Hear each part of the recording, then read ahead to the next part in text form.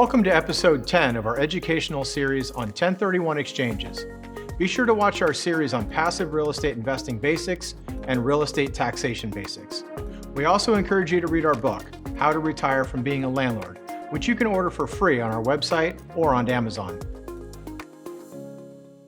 As we alluded to in episode 9, the only form of ownership allowed for a 1031 exchange replacement property, in which the owner is not on the deed of title, is a Delaware Statutory Trust, or DST. However, as a close cousin to a 1031 exchange, there is something called a 721 transfer, in which you start with a property and end up with shares of a large public real estate investment trust, or REIT. There are 3 phases to this strategy, and it starts by selling your property without recognizing any capital gain. The most important difference from a traditional 1031 exchange is that you cannot do another exchange. Phase 1 of this strategy is a traditional 1031 exchange into a DST property.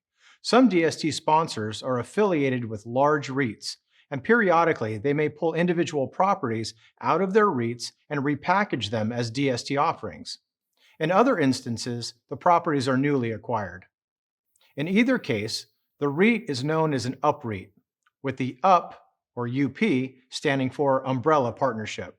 Most public REITs are structured as UPREITs, in which there is typically an operating partnership as the core entity inside the REIT.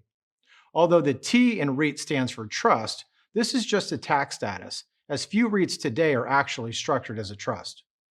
After the DST investors have owned the DST property for at least 2 years, the DST trustee may exercise its option to transfer the property into the REIT in exchange for ownership interests in the operating partnership of the REIT.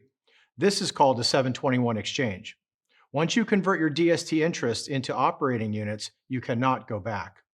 Like Phase 1, Phase 2 is also designed to be a tax-deferred transaction. Your conversion of DST interests into OP units is not taxable, though depending on the DST debt, you may be required to become a guarantor of REIT liabilities.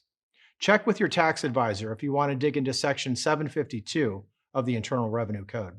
While you hold your OP units, you receive the same pro-rata distributions as other REIT shareholders, but technically, you're a limited partner. In most cases, when you are ready to liquidate, you convert your OP units to REIT shares.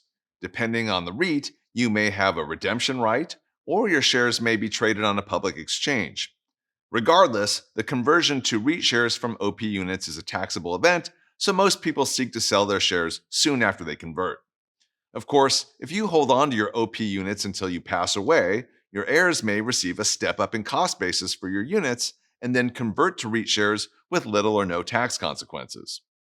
For a discussion of step-up in basis, see episode 1 in our series on real estate taxes.